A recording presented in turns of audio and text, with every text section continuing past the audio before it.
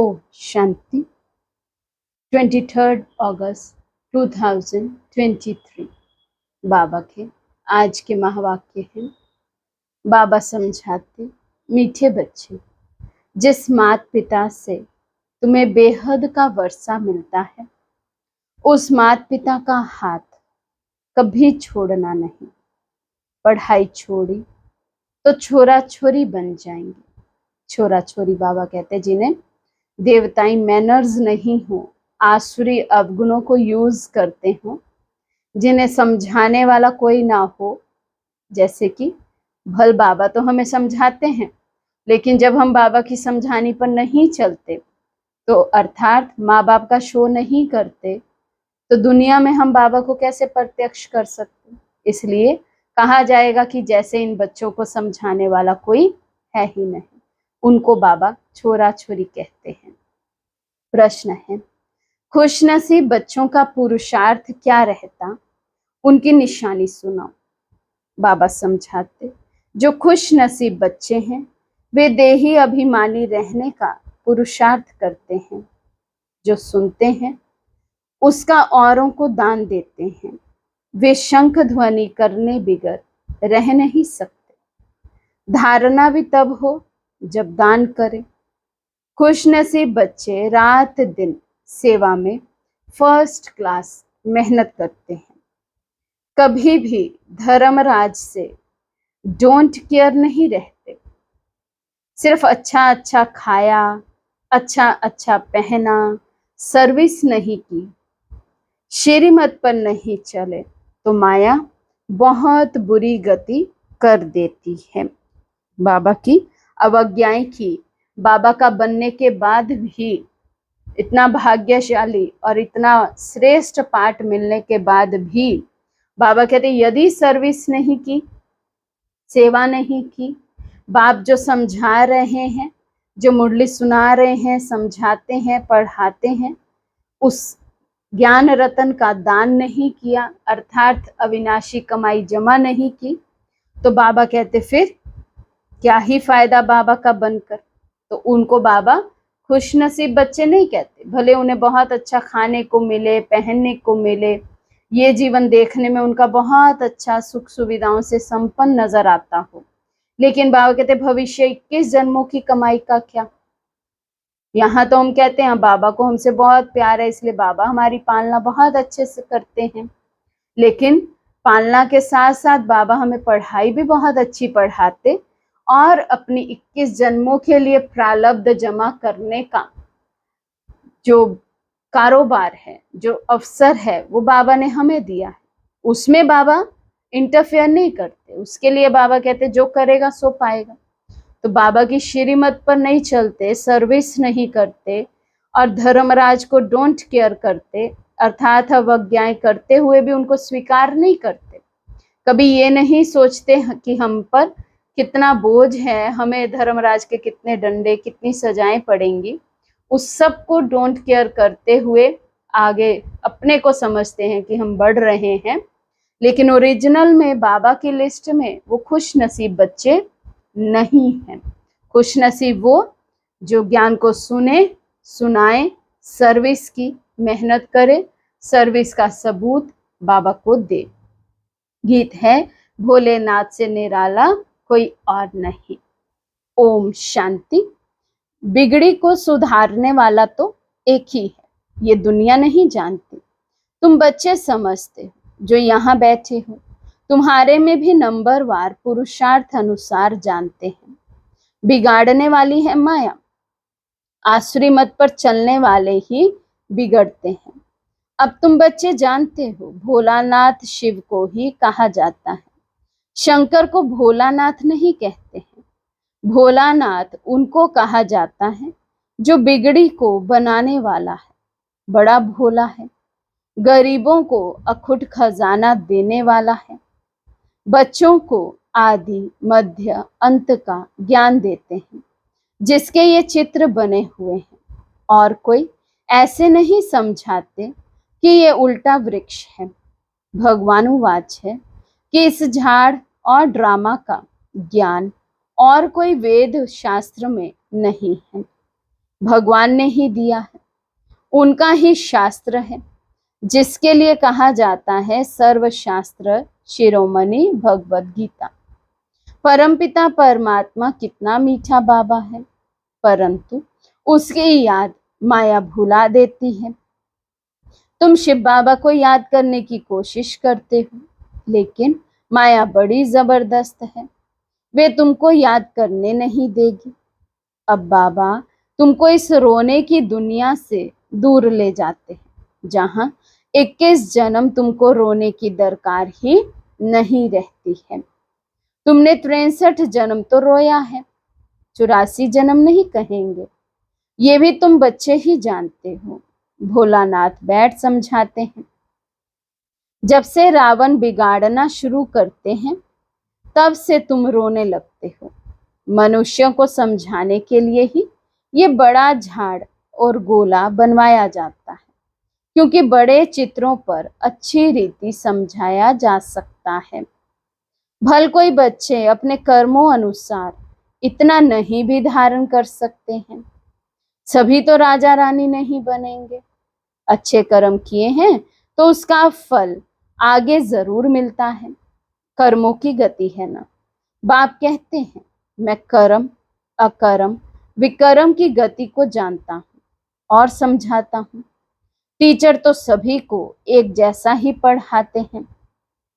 फिर कोई अच्छे नंबर से पास होते हैं, कोई ना पास होते हैं। कहेंगे क्या करें, कर्मों का ऐसा ही हिसाब किताब है जो हम पढ़ते नहीं। यहाँ भी ऐसा है, कोई तो अच्छा पढ़ते हैं, कोई तो पढ़ाई अथवा कॉलेज को ही छोड़ देते हैं। कॉलेज छोड़ा गोया बाप टीचर सतगुरु को छोड़ा, छोड़ने से छोरा बन जाते हैं। छोरा उनको कहा जाता है जिनके माँ बाप नहीं होते हैं। तो माता पिता जिनसे स्वर्ग का वर्षा मिलता है, उनको छोड़ा तो छोरा छोरी बन जाते हैं। यहाँ भी कई समझते हैं यहाँ से छूट पुरानी दुनिया में जाएं, लेकिन वहाँ ज्ञान तो उठा नहीं सकते। वहाँ तो नाटक, बाइस्कोप, घूमना फिरना, अच्छा कपड़ा आदि मिलेगा। जिनकी तकदीर में नहीं है तो फिर ऐसे ख्यालात चलते हैं। विनाश काले विपरीत बुद्धि होती है तो फिर पुरानी दुनिया तरफ चले जाते हैं। तुम जानते हो पुरानी दुनिया तो जल्द खत्म होनी है, साथ में तो कुछ नहीं चलना है। तुमको इस देह अभिमान को भी छोड़ना है। देह अभिमान के कारण ही और सब विकार आते हैं। देही अभिमानी बनने में बहुत मेहनत है। बाप कहते हैं, अपने को आत्मा समझो। मैं भी टेम्परेरी इस तन में आया हूं। हम सो देवता थे, अब फिर हम सो शूद्र बने हैं। श्रीमत पर चल हम विश्व को स्वर्ग बनाते हैं। तुम बच्चे कितने खुश नसीब हो। जब शिव बाबा आते हैं तब तुम भारत माताओं को ही शक्ति सेना बनाते हैं। इसलिए ही तुम्हारा नाम पड़ा है शिव शक्ति सेना। तुम शिव से शक्ति ले अपना स्वराज्य स्थापन कर रहे हो। ऊंचते ऊंच है शिव बाबा। दुनिया तो बिल्कुल ही घोर अंधियारे में है। तुम्हारे में भी नंबरवार पुरुषार्थ अनुसार सोजरे में है। कोई कोई की ज्योति जगती ही नहीं है, वे भी ड्रामा में नूंद है। किसी की ज्योत जगती भी है तो फिर माया भुजा देती है। चलते चलते माया का तूफान लगने से फिर वैसे का वैसा बन जाते हैं। इस दुनिया में कोई तो बहुत साहूकार है, कोई 10 रुपया भी नहीं कमाते। कई बच्चों को भोजन भी मुश्किल से मिलता है, खाने के लिए कितना पुकारते हैं। बाबा उन द्वारा सहायता करवा रहे हैं, अर्थात विदेशों द्वारा सहायता करवा रहे हैं। भारत में बाबा कहते हैं अब ऐसी हालत है, इतनी गरीबी है कि कुछ मनुष्य आत्माओं को तो खाने को भी नहीं है। तो बाबा विदेशियों की बुद्धि को टर्न करते हैं। ये मनुष्य तो नहीं जानते, ये भी ड्रामा में राज है। तुम जब बहुत दुखी होते हो तब बाप आते हैं। अगर उन्हों को प्रेरणा नहीं मिलती तो तुमको मदद नहीं करते। अभी तुम्हारी कंप्लीट राजधानी स्थापन नहीं हुई है। तो ये चित्र है किसी को समझाने के लिए। इनका बहुत महत्व है। जैसे मैप्स होते ना, मैप के सिवाय कैसे पता पड़े फलाना शहर कहाँ है? ये मैप्स वहां नहीं होंगे। यहाँ तो भारत कितना बड़ा है। वास्तव में भारत की सबसे ज्यादा संख्या होनी चाहिए। तो रहने लिए कितनी जगह चाहिए? स्वर्ग में तो बहुत थोड़े रहेंगे। तुम्हारी बुद्धि में ये बातें हैं। विनाश होगा तो हम बाकी बहुत थोड़े रहेंगे। झाड़ का फाउंडेशन है ना, फिर बाद में झाड़ वृद्धि को पाता रहेगा, फिर नंबरवार और झाड़ लगते रहेंगे। तुम्हारे में भी बहुत थोड़े हैं जो इन बातों को समझते हैं और नशे में रहते हैं। हम बाबा द्वारा नॉलेजफुल बनते हैं। बाबा तो बहुत सहज बतलाते हैं। कहते हैं सिर्फ इस सृष्टि चक्र को ध्यान में रखो। सृष्टि चक्र और शंख। जो ज्ञान का शंख बजाने वाले नहीं होंगे तो उनको गीता सुनाने वाला ब्राह्मण कैसे कहेंगे? बाबा जो सर्विसेबल नहीं हैं उनको ब्राह्मणों की गिनती में भी नहीं गिनते हैं।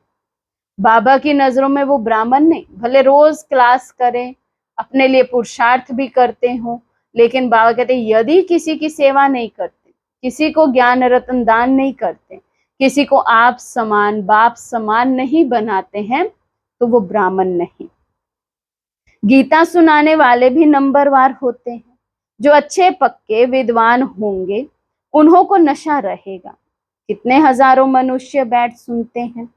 तुम्हारी तो है नई बातें। कहते हैं इन्हों का ज्ञान ना हिंदुओं का है ना मुसलमानों का है, पता नहीं कहां से लाया है। फिर भी कई तो समझते हैं ना। भोलानाथ बाबा भक्तों का रक्षक भगवान पतित पावन आया है, उनको आना जरूर है।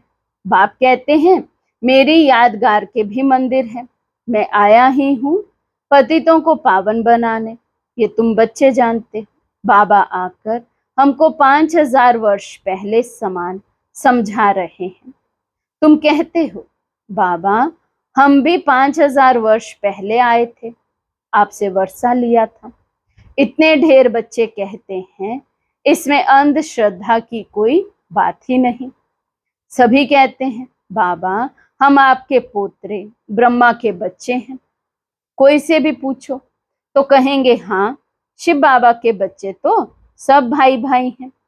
फिर साकार में ब्रह्मा की औलाद होने से बहन भाई ब्रह्मा कुमार कुमारी हो गए।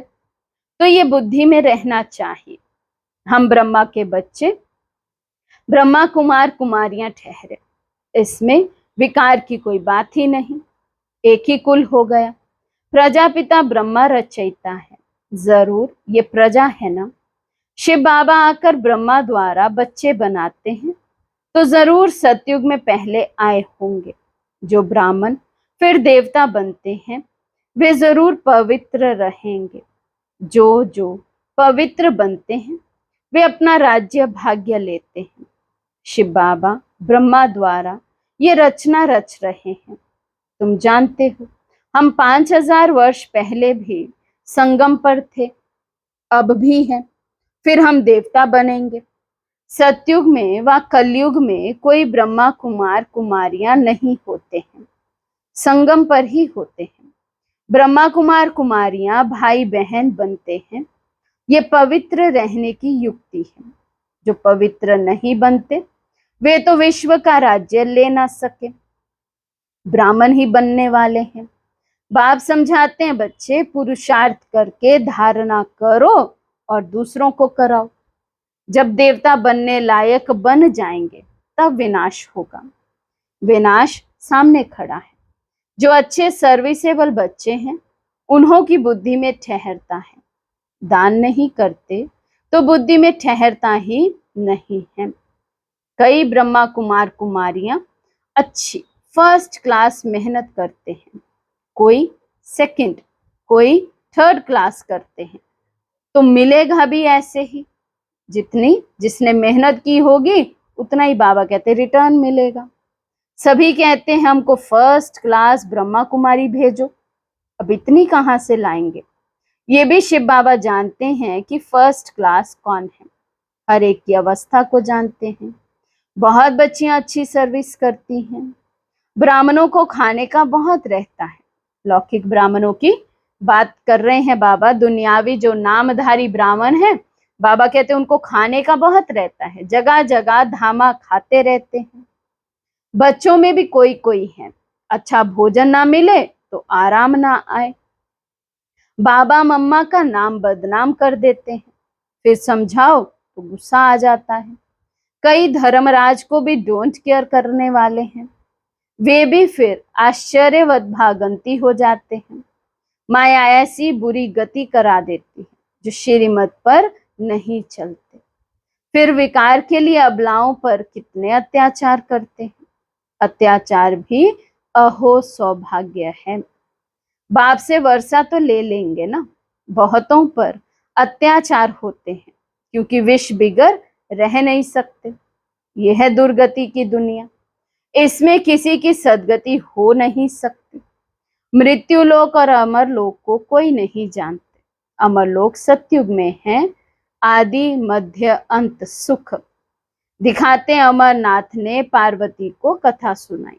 अब सूक्ष्म वतन में तो कथा सुनने की दरकार नहीं, तो ये कथाएं आदि कहाँ से आई। अमर कथा सुनाई, फिर सूक्ष्म वतन से कहाँ गए, कुछ भी पता नहीं। तो इन बातों को अच्छी रीति समझाना चाहिए।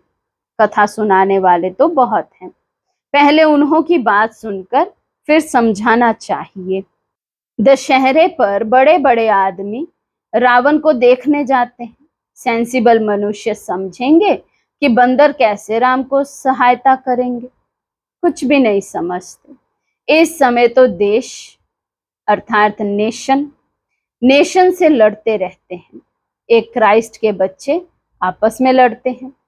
बाप कहते ये भी ड्रामा की भावी है, ड्रामा का मालूम पड़ा है तब तो तुम अब पुरुषार्थ करते हो, जानते हो अब खेल पूरा होता है, बाबा से वर्षा लेना है। ये ड्रामा का राज और कोई की बुद्धि में नहीं है। बाबा ने आकर सब राज समझाए हैं। पढ़ाने वाला पतित पावन वे बाप है, बलिहारी उनकी है, माया नीच बनाती है, ऊंचते ऊंच बाप ही आकर ऊंच बनाते हैं। कहते हैं बच्चे अब मेरे से सुनो, पुरानी देह का भान छोड़ने का पुरुषार्थ करते रहो। अभी तो तुमको पतियों का पति मिल गया है जो स्वर्ग की बादशाही देते हैं, वहां है ही संपूर्ण निर्विकारी। ये है संपूर्ण विकारी दुनिया, दुनिया एक ही है, वही संपूर्ण निर्विकारी फिर संपूर्ण विकारी बनते हैं। पहले भारत स्वर्ग था, अब नर्क है। ये चित्र बड़े वैल्यूएबल हैं। विलायत में कोई को समझा कर दो तो कहेंगे कि ये चीज तो बड़ी अच्छी है। कैसे सृष्टि का चक्र फिरता है, किस किस की डिनाइस्टी चलती है, सबके चित्र इनमें हैं। कोई भी धर्म वाले को समझाने से खुश होंगे। हाँ, आगे चल एक दो से सब सुनेंगे। ये तो बहुत अच्छी नॉलेज है। विलायत में कोई सेंसिबल जाए तो बहुत सर्विस हो सकती है। अच्छा, मीठे मीठे सिकिलदे बच्चों प्रति माता पिता बाप दादा का याद प्यार और गुड मॉर्निंग। रूहानी बाप की रूहानी बच्चों को नमस्ते। हम रूहानी बच्चों की रूहानी बाप दादा को दिल व जान सिक व प्रेम से नमस्ते नमस्ते नमस्ते जी। धारणा के लिए मुख्य सार। फर्स्ट पॉइंट, कर्म अकर्म विकर्म की गति को बुद्धि में रख श्रेष्ठ कर्म करने हैं। पढ़ाई कभी नहीं छोड़नी है। सेकंड पॉइंट, ज्ञान दान करने से ही धारणा होगी, इसलिए दान जरूर करना है। कभी भी बाप की आज्ञाओं को डोंट केयर नहीं करना है। आज का वरदान है, सब व्यर्थ चक्रों से मुक्त रहें, निर्विघ्न सेवा करने वाले अखंड सेवाधारी भव। सब व्यर्थ चक्रों से मुक्त रहें, निर्विघ्न सेवा करने वाले अखंड सेवाधारी भव। सेवा तो सब करते हैं, लेकिन जो सेवा करते भी सदा निर्विघ्न रहते हैं, उसका बहुत महत्व है। सेवा के बीच में कोई भी प्रकार का विघ्न ना आए। वायुमंडल का, संग का, आलस्य का यदि कोई भी विघ्न आया तो सेवा खंडित हो गई। अखंड सेवाधारी कभी किसी विघ्न में नहीं आ सकते। जरा संकल्प मात्र भी विघ्न ना हो।